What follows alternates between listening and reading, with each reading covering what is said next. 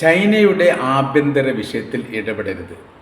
അമേരിക്കയ്ക്ക് വാണിംഗ് കൊടുത്തിരിക്കുകയാണ് Chinese president Xi Jinping. കഴിഞ്ഞ ദിവസം ഇറാനുമായിട്ടുള്ള സായുധ ഉടമ്പടി കരാർ പ്രാബല്യത്തിൽ വന്നു എന്നും അതിന് സാമ്പത്തികമായിരിക്കുന്ന കാര്യങ്ങളൊക്കെ ഏറെക്കുറെ പൂർണ്ണമായിട്ടുണ്ട് എന്ന അന്താരാഷ്ട്ര റിപ്പോർട്ടുമായിട്ട് ബന്ധപ്പെട്ട് പ്രതികരിക്കുകയായിരുന്നു ഡൊണാൾഡ് ട്രംപ്. ട്രംപ് പറഞ്ഞിരിക്കുന്ന കാര്യം ഏറെക്കുറെ റഷ്യക്കും ചൈനയ്ക്കും ഒരു മുന്നറിയിപ്പ് നൽകുന്ന തരത്തിലാണ്. ഇത്തരം വിഷയത്തിൽ മേലാൽ ഇടപെടരുത് എന്നുള്ളതും ഇറാനെ സഹായിക്കുന്ന പ്രവർത്തനത്തിൽ നിന്ന് മാറി നിൽക്കണം എന്നുള്ളതുമായിരുന്നു ട്രംപ് പറഞ്ഞിരുന്ന കാര്യം. അതിനാണ് ചൈനയുടെ പ്രതികരണം വന്നത്. തങ്ങളുടെ രാജ്യത്തിലെ ആഭ്യന്തര വിഷയത്തിൽ ഇടപെടാൻ ഒരു രാജ്യത്തെയും അനുവദിക്കില്ലെന്നും ഇത്തരം കാര്യങ്ങൾ മേലിൽ ഉണ്ടാവരുത് എന്നുള്ള ഒരു കർശനമായിരിക്കുന്ന നിർദ്ദേശം കൂടി ചൈനയുടെ ഭാഗത്തുനിന്ന് പോയിരിക്കുന്നു. അങ്ങനെ ഭയപ്പെടുത്തി കീഴ്പ്പെടുത്തുന്ന പ്രവർത്തനത്തിൻ്റെ കാലഘട്ടമൊക്കെ അവസാനിച്ചു. ഇറാന് മുമ്പിൽ തന്നെ നിന്ന് വിയർക്കുന്ന ഒരു അമേരിക്കക്ക് എങ്ങനെയാണ് ചൈനയുടെ വിഷയത്തിൽ ഇടപെടാൻ വേണ്ടി സാധിക്കുക എന്ന ചോദ്യമാണ്. ഇപ്പോൾ പല ഘട്ടങ്ങളിലായി ഈ ഇറാൻ്റെ ഓർമുസ് കടൽ കടന്നുകൊണ്ട് ചൈനയുടെ കപ്പൽ അവരുടെ തീരത്തേക്ക് അടുക്കുന്ന പ്രവർത്തികളൊക്കെ ഉണ്ടായിട്ടുണ്ട്. അത് പല ഘട്ടങ്ങളിലും അമേരിക്ക അതിന് പ്രതിരോധം ഉണ്ടാക്കാൻ വേണ്ടി ശ്രമങ്ങൾ നടത്തിയിട്ടുണ്ടെങ്കിലും അതിന് തിരിച്ചടി ഭയന്നുകൊണ്ട് ഒഴിഞ്ഞു മാറുകയാണ് ചെയ്തത്. അഥവാ ചൈനയെ സംബന്ധിച്ചിടത്തോളം അവർക്ക് നേരെ അവർ അന്താരാഷ്ട്ര പാതയിലൂടെ ഒരു കപ്പൽ യാത്ര ചെയ്യുന്ന സമയത്ത് മറ്റൊരു രാജ്യത്തിനും അതിനെ പ്രതിരോധിക്കാനോ തടയാനോ ചോദ്യം ചെയ്യാനോ അധികാരമില്ല. അതൊരു അന്താരാഷ്ട്ര നിയമവ്യവസ്ഥയാണ്. അത് ലംഘിക്കുകയാണെങ്കിൽ തീർച്ചയായിട്ടും ശക്തി കൊണ്ട് അതിനെ പ്രതിരോധിക്കുക സ്വാഭാവികമാണ്. അപ്പോൾ ചൈനയിലേക്ക് ഇഷ്ടംപോലെ കപ്പലുകൾ ഇപ്പോഴും യഥാർത്ഥത്തിൽ പോകുന്നുണ്ട്. അത് പാകിസ്ഥാൻ വഴി പോകുന്നുണ്ട് എന്നും പറയുന്നു, നേർക്കുനേരെ പോകുന്നുണ്ട് എന്ന് പറയും. ഓർമോസ് കടൽ കടന്നുകൊണ്ട് പോകുന്നതിന് ഇറാനെ സംബന്ധിച്ചിടത്തോളം അവർക്ക് പ്രശ്നമില്ല. അവിടെ നിന്ന് അങ്ങോട്ട് പോകുന്ന സമയത്ത് അറേബ്യൻ കടൽ എന്ന് പറയുന്ന സമയത്ത് പിന്നീട് അതൊരു അന്താരാഷ്ട്ര പാതയാണ്. അതിൽ അമേരിക്ക തടയുന്ന സമയത്ത് അതിൻ്റെതായിരിക്കുന്ന പ്രത്യാഘാതങ്ങൾ അവർ അനുഭവിക്കേണ്ടി വരുമെന്ന് പറഞ്ഞാൽ അതിന് അമേരിക്ക തുനിയാറില്ല. അങ്ങനെയാണ് അതിൻ്റെ യഥാർത്ഥമായിരിക്കുന്ന റൂട്ട് മാപ്പ് പോകുന്നത്. അപ്പോൾ ഇപ്പോൾ നോക്കുന്ന സമയത്തുള്ള വിഷയം എന്ന് പറഞ്ഞാൽ ഇറാന് വലിയ രീതിയിലുള്ള സഹായം ചൈന നൽകുന്നുണ്ട്, യാഥാർത്ഥ്യമാണ്. റഷ്യ നൽകുന്നുണ്ട് എന്ന് യാഥാർത്ഥ്യമാണ്. പല ഘട്ടങ്ങളിലായി അവർ വലിയ നിരീക്ഷണങ്ങളൊക്കെ അമേരിക്ക നടത്തിയിട്ടുണ്ട്. അത് കടൽ പരപ്പിൽ നിന്നും ആകാശ മേഖലയിൽ നടത്തിയിട്ടുണ്ട് എന്നാണ് പറയുന്നത്. റഡാർ സംവിധാനങ്ങളൊക്കെ വെച്ച് നോക്കുന്ന സമയത്ത് ചൈനയിൽ നിന്ന് കപ്പൽ വരുന്നതും ഇറാൻ്റെ അതിർത്തിയിൽ എത്തുന്നവരെ അവർക്ക് കാണാൻ വേണ്ടി സാധിക്കുന്നു. ഇറാൻ അതിർത്തിയിൽ എത്തുന്ന സമയത്ത് ഏതോ തരത്തിൽ അവർ GPS സംവിധാനം ഓഫ് ചെയ്തിട്ടോ എന്തോ ആയിരിക്കും, പിന്നീട് വിവരങ്ങളൊന്നും കിട്ടുന്നില്ല. അപ്പോൾ ചൈനയുടെ ഭാഗത്തുനിന്ന് അവരുടെ സൈനിക വിമാനങ്ങളും കാർഗോ വിമാനങ്ങളും യാത്രാ വിമാനങ്ങളും വരുന്നുണ്ട് എന്നുള്ളതാണ്. ഇതിലെല്ലാം ആയുധങ്ങളോ അതല്ലെങ്കിൽ ഇസ്രായേലിനെതിരെ പ്രതിരോധം ഉണ്ടാക്കുന്ന ഏതെങ്കിലും വസ്തുക്കളോ ഉണ്ട് എന്ന് പറയപ്പെടുന്നു. പല വിമാനങ്ങൾ ഈ യുദ്ധത്തിൻ്റെ ആരംഭഘട്ടം എന്ന് പറഞ്ഞാൽ ഫെബ്രുവരി 28-നാണ് ഇസ്രായേലും അമേരിക്കയും തമ്മിൽ ചേർന്നുകൊണ്ട് ഇറാൻ ആക്രമിക്കുന്നത്. കംനായി അടക്കമുള്ള ഒരുപാട് ഉന്നതർ കൊല്ലപ്പെട്ടതും അന്നത്തെ ദിവസമാണ്. അതിനുശേഷം ഏകദേശം 15 ദിവസം കഴിഞ്ഞതിന് ശേഷം വൻതോതിൽ വ്യത്യസ്ത ലോക രാജ്യങ്ങളിലുള്ള യുദ്ധവിമാനങ്ങൾ ഇറാൻ്റെ തലസ്ഥാനമായിരിക്കും തെഹ്റാനിലെ അന്താരാഷ്ട്ര എയർപോർട്ടിൽ കണ്ടതായിരിക്കുന്ന റിപ്പോർട്ട് പുറത്തു വന്നിട്ടുണ്ട്. ഏതൊക്കെ രാജ്യങ്ങളുടെ വിമാനം എന്തൊക്കെയായിട്ട് വന്നു എന്നതിനെക്കുറിച്ച് വരുന്നത് വലിയ രീതിയിലുള്ള ഒരു ആയുധ ഏകോപനം ഇറാൻ ആ സമയത്ത് ഉണ്ടാക്കിയിട്ടുണ്ട്. അതിൻ്റെ പ്രതിഫലനമാണ് ഇപ്പോൾ അനുഭവിക്കുന്നത് അമേരിക്കയും ഇസ്രായേലും എന്നുള്ളത് കൃത്യമാണ്. ഇപ്പോൾ ഇറാൻ്റെ ആക്രമണത്തിന് വിധേയമാകാത്ത രാജ്യങ്ങൾ വളരെ കുറവാണ് ഈ മേഖല കേന്ദ്രീകരിച്ചുകൊണ്ട്. പറയുന്ന സമയത്ത് 24 മുതൽ 30ഓളം രാജ്യങ്ങളെങ്കിലും ഇറാൻ ആക്രമിച്ചിട്ടുണ്ട് എന്നാണ്.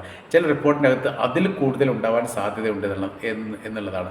അതായത് മിഡിൽ ഈസ്റ്റിലുള്ള പല രാജ്യങ്ങളുടെയും എംബസിക്കും കോൺസുലേറ്റിനും നേരെ പോലും ഇറാൻ മിസൈൽ പായിച്ചിട്ടുണ്ട്.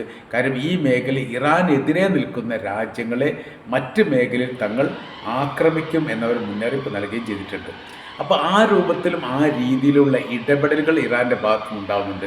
അപ്പോൾ ഇറാൻ അമേരിക്കയെ പ്രതിരോധിക്കുമ്പോൾ അമേരിക്കയ്ക്ക് പിടിച്ചു നിൽക്കാൻ പറ്റാത്ത ദയനീയ അവസ്ഥ ഉണ്ടാകുമ്പോൾ അതിൻ്റേതായിരിക്കുന്ന പ്രയാസങ്ങൾ യഥാർത്ഥത്തിൽ അമേരിക്ക അനുഭവിക്കുന്നുണ്ട് എന്നുള്ളത് യാഥാർത്ഥ്യമാണ്. പല ഘട്ടങ്ങളിലായി ചൈനയുടെ ആഭ്യന്തര വിഷയത്തിൽ തായ്വാനുമായിട്ട് ബന്ധപ്പെട്ട വിഷയത്തിലെല്ലാം അമേരിക്ക വല്ലാത്ത രീതിയിൽ ഇടപെടൽ നടത്താറുണ്ട്. തായ്വാന് വലിയ രീതിയിലുള്ള സൈനിക സഹായം നൽകി ചൈനയുമായിട്ട് പ്രശ്നങ്ങൾ ഉണ്ടാക്കാൻ വേണ്ടി, അത് ആഭ്യന്തര കുഴപ്പം ഉണ്ടാക്കാൻ വേണ്ടി പല ഘട്ടത്തിലും അമേരിക്ക ശ്രമിച്ചിട്ടുണ്ട്.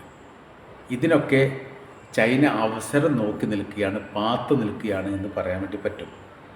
പ്രത്യയശാസ്ത്ര വിരുദ്ധതയുള്ള രാജ്യമാണ് കമ്മ്യൂണിസ്റ്റ് രാജ്യമായിരിക്കുന്ന ചൈനയും മുതലാളിത്ത രാജ്യമായിരിക്കുന്ന അമേരിക്കയും. ഒരു തരത്തിലും അവർ ചേർന്ന് നിൽക്കുകയില്ല എന്നുള്ള ഉറപ്പാണ്.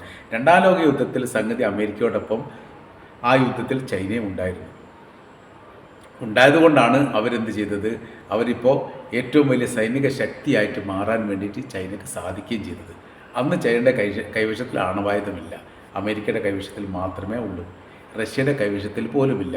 പിന്നീടാണ് ഡെവലപ്പ് ചെയ്ത് ആണവായുധം ഉണ്ടെങ്കിൽ മാത്രമേ അതിജീവിക്കാൻ സാധിക്കൂ എന്ന ഒരു ബോധ്യത്തിൻ്റെ അടിസ്ഥാനത്തിലാണ് വലിയ ഇടപെടൽ നടത്തിക്കൊണ്ട് ആണവായുധം കണ്ടെത്തുന്നു, പരീക്ഷ നടത്തുന്നു, വിജയിക്കുന്നു. ലോകത്ത് ഏറ്റവും കൂടുതൽ ആണവായുധമുള്ളത് അമേരിക്കയുടെ കൈവശത്തിലല്ല, റഷ്യയുടെ കൈവശത്തിലാണ്. റഷ്യ കഴിഞ്ഞതിന് ശേഷം മാത്രമേ രണ്ടാം സ്ഥാനത്താണ് ഇപ്പോൾ അമേരിക്ക ഉള്ളത് എന്നുള്ളത് കൃത്യമാണ്. പറഞ്ഞു വരുന്ന വിഷയം, ഇന്നത്തെ രാഷ്ട്രീയത്തിൽ ആണവായുധമില്ലാത്ത ഇറാനാണ് ഏറ്റവും വലിയ ഹീറോ ആയിട്ട് നിലനിൽക്കുന്നത്. മറ്റൊരു പ്രത്യേകതയുണ്ട്, ഒരു കാരണവശാലും ഒരു രാജ്യം ഇപ്പോഴത്തെ നിലവിലെ സാഹചര്യത്തിൽ ആണവായുധം പ്രയോഗിക്കില്ല എന്നുള്ളത് ഉറപ്പാണ്. കാര്യം ഇറാൻ്റെ കൈവശത്തിൽ ഇല്ല എന്നൊക്കെ പറയുകയാണെങ്കിലും ഉണ്ട് എന്ന് സംശയിക്കുന്നു അമേരിക്കയും ഇസ്രായേലും. ഒരുപക്ഷെ ഉണ്ടാവാനും സാധ്യതയുണ്ട്. അവരുടെ സമീപന നിലപാടുകളൊക്കെ നോക്കുന്ന സമയത്ത് അങ്ങനെയാണ്. കാര്യം എന്ന് പറഞ്ഞാൽ ഏറ്റവും ശക്തമായിരിക്കുന്ന ആണവായുധമുള്ള രാജ്യവുമായിട്ടാണ് കഴിഞ്ഞ 5 മാസമായിട്ട് മുഖാമുഖം വരക്ക് വര, വെട്ടിന് വെട്ട് എന്ന തരത്തിൽ ഇറാൻ പ്രതികരിച്ചുകൊണ്ടിരിക്കുന്നത്. ഒന്ന് അമേരിക്കയാണ്, ഒന്ന് ഇസ്രായേലാണ്. 2 രാജ്യത്തിൻ്റെ കൈവശം ആണവായുധമുണ്ട്. അപ്പോൾ ആണവായുധമില്ല, അത് ഉണ്ടാക്കാൻ വേണ്ടി ഞങ്ങൾക്ക് താല്പര്യമില്ലെന്ന് തന്നെയാണ് പല ഘട്ടങ്ങളിൽ അവർ അഭിപ്രായം പറയുന്നത്. ഒരു പക്ഷേ അങ്ങനെ ആയിരിക്കാം. എന്നിട്ടും അവർക്ക് ഇത്ര ധൈര്യം കിട്ടുന്നത് എങ്ങനെ എന്നുള്ളത് അമേരിക്കക്ക് മനസ്സിലായിട്ടില്ല, ഇസ്രായേലിന് മനസ്സിലായിട്ടില്ല. അപ്പോൾ അങ്ങനത്തെ കുറേ വിഷയങ്ങളുണ്ട്. ഇപ്പോൾ ചൈനയുടെ സഹായങ്ങൾ, റഷ്യയുടെ സഹായങ്ങൾ, ഇതെല്ലാം വെച്ചുകൊണ്ട് ഇറാൻ ഇപ്പോൾ പറയുന്നത് ഞങ്ങൾ വീണ്ടും യുദ്ധം നിർത്തിയത് യഥാർത്ഥത്തിൽ അമേരിക്കയാണ്, ഇറാൻ അല്ല. ഈ അമേരിക്ക നിർത്തിയതുകൊണ്ട് ഞങ്ങൾ നിർത്തി, അമേരിക്ക തുടർന്നാലോ ഞങ്ങൾ തുടരും. അമേരിക്ക ഒരു ഡോസ് ഇട്ട് കഴിഞ്ഞാൽ, അല്ലെങ്കിൽ ഒരു പ്രാവശ്യം ആക്രമിച്ചു കഴിഞ്ഞാൽ യഥാർത്ഥത്തിൽ 4 പ്രാവശ്യമാണ് ഇറാൻ ആക്രമിക്കുന്നത്. സർവ്വ മേഖല കേന്ദ്രീകരിച്ചുകൊണ്ടും, അതായത് സുരക്ഷാ സംവിധാനത്തിലുള്ള ഒരു ബിൽഡിംഗ് പോലും അമേരിക്കയുടെ സൈനിക ബേസ് കേന്ദ്രീകരിച്ചുകൊണ്ട് അറേബ്യൻ മേഖലയിൽ ഇപ്പോൾ പ്രവർത്തിക്കുന്നില്ല എന്നുള്ളതാണ്. ഒന്നുകിൽ പാതി പൊളിഞ്ഞു പോയത്, അല്ല മുഴുവനായിട്ട് തകർന്നു പോയത്, അല്ലെങ്കിൽ മേൽക്കൂര തകർത്തത്, അല്ലെങ്കിൽ അവരുടെ സുരക്ഷാ ഭിത്തികൾ തകർത്തത്. അങ്ങനെ ഒരു തരത്തിലും ഒരു സുരക്ഷിതമുള്ള ഒരു മേഖലയായിട്ട് അമേരിക്കയുടെ സൈനിക ബേസ് നിലവിൽ പ്രവർത്തിക്കുന്നില്ല എന്ന് പറയുമ്പോൾ അതിന് നേരെ ഇറാൻ നടത്തിയിരിക്കുന്ന ആക്രമണ പരമ്പര എത്രത്തോളം ഉണ്ട് എന്ന് ഊഹിക്കാവുന്നതേ ഉള്ളൂ. ഈ ഒരു വല്ലാത്ത രീതിയിലുള്ള സാഹചര്യം നിലനിൽക്കുന്നു. ഏതെങ്കിലും തരത്തിലൊരു ജയം കാണിച്ചുകൊണ്ട് ലോകത്തിന് മുൻപിൽ പിടിച്ചു നിൽക്കാനുള്ള അതീവ ശ്രമം യഥാർത്ഥത്തിൽ അമേരിക്ക നടത്തുന്നുണ്ട്, ശരിയാകുന്നില്ല. അതിനിടയിലാണ് ഇപ്പോൾ ചൈനയോട് ഇങ്ങനെ ഒരു കാര്യം പറഞ്ഞത്. ചൈന എന്ത് ചെയ്ത് ഇറാനെ സഹായിക്കാൻ പാടില്ല എന്നുള്ളത്. ചൈനയുടെ മറുപടിക്ക് മുമ്പിൽ പകച്ചുപോയി യഥാർത്ഥത്തിൽ അമേരിക്ക. തങ്ങളുടെ ആഭ്യന്തര വിഷയത്തിൽ അമേരിക്കയോ മറ്റേതെങ്കിലും രാജ്യങ്ങളോ ഇടപെടാൻ തങ്ങൾ അനുവദിക്കില്ലെന്നും ഞങ്ങൾക്ക് കൃത്യമായിരിക്കുന്ന രാഷ്ട്രീയ നിലപാടുകളുണ്ട്, ആ നിലപാട് തങ്ങൾ പറയുകയും അതിനനുസരിച്ച് പ്രവർത്തിക്കുകയും ചെയ്യും. അതിനെ ചോദ്യം ചെയ്യാനോ അതല്ലെങ്കിൽ അതുമായിട്ട് ബന്ധപ്പെട്ട വിഷയത്തിൽ സംശയം ജനിപ്പിക്കാനോ നിങ്ങൾക്ക് അവകാശമോ അധികാരമോ ഇല്ല എന്നുകൂടി യഥാർത്ഥത്തിൽ ഈ ചൈന പറഞ്ഞു വെക്കുന്നുണ്ട്. ചൈനയുടെ വലിയ സഹായം എന്താണെങ്കിലും ഇറാന് കിട്ടുന്നുണ്ട് എന്നുള്ള കാര്യത്തിൽ സംശയമൊന്നുമില്ല. റഷ്യയുടേതുമുണ്ട്. അപ്പോൾ റഷ്യയെ സംബന്ധിച്ചിടത്തോളം റഷ്യയും ഉക്രൈനും തമ്മിൽ യുദ്ധം ഇല്ലായിരുന്നെങ്കിൽ, അതിൻ്റെ രാഷ്ട്രീയമായിരിക്കുന്ന ചില വിശകലനങ്ങൾ ഇതിനു മുമ്പൊക്കെ പുറത്തു പോയതാണ്, റഷ്യയും ഉക്രൈനും തമ്മിൽ യുദ്ധമില്ലായിരുന്നെങ്കിൽ യൂറോപ്യൻ രാജ്യങ്ങളെല്ലാം ഫ്രീ ആവുമായിരുന്നു. അങ്ങനെയെങ്കിൽ ഇപ്പോഴത്തെ ഒരു ഇറാനുമായിട്ടുള്ള യുദ്ധം അമേരിക്ക ഏർപ്പെട്ടിരുന്നുവെങ്കിൽ ഈ രാജ്യങ്ങൾ, യൂറോപ്യൻ രാജ്യങ്ങൾ അത്രയും അമേരിക്കയെ സഹായിക്കുമായിരുന്നു. എന്തുകൊണ്ട് റഷ്യ ഉക്രൈൻ ജയിക്കുന്നില്ല എന്ന ചോദ്യത്തിന് ഒറ്റുത്തരം മാത്രമേ ഉള്ളൂ. ഉക്രൈൻ മാത്രമല്ല യുദ്ധം ചെയ്യുന്നത്, യൂറോപ്യൻ രാജ്യങ്ങളും അമേരിക്കയും സംയുക്തമായ രീതി ചേർന്ന് ഉക്രൈനുമായിട്ട് ചേർന്നുകൊണ്ടാണ് ഈ റഷ്യക്കെതിരെ യുദ്ധം ചെയ്യുന്നത്. അതുകൊണ്ടാണ് അവിടെ ജയിക്കാത്തത്. സമാന സ്ഥിതി എവിടെ ഉണ്ടാവും? ഇറാനുമായിട്ട് ബന്ധപ്പെട്ടുണ്ട്. ഇറാൻ ഒറ്റപ്പെട്ടു പോകുന്ന രീതി വരും. യൂറോപ്യൻ രാജ്യങ്ങൾ സംഘടിച്ചുകൊണ്ട് അമേരിക്കയോടൊപ്പം ചേർന്നുകൊണ്ട് ഇറാൻ ആക്രമിക്കുക എന്ന് പറഞ്ഞാൽ മുൻപ് 2003 ആ കാലഘട്ടത്തിൽ ഇറാഖിനെ എങ്ങനെയാണോ ആക്രമിച്ചത്, സമാന സ്ഥിതി വരുന്ന സമയത്ത് പിടിച്ചു നിൽക്കാൻ ഇറാൻ സാധിക്കില്ല.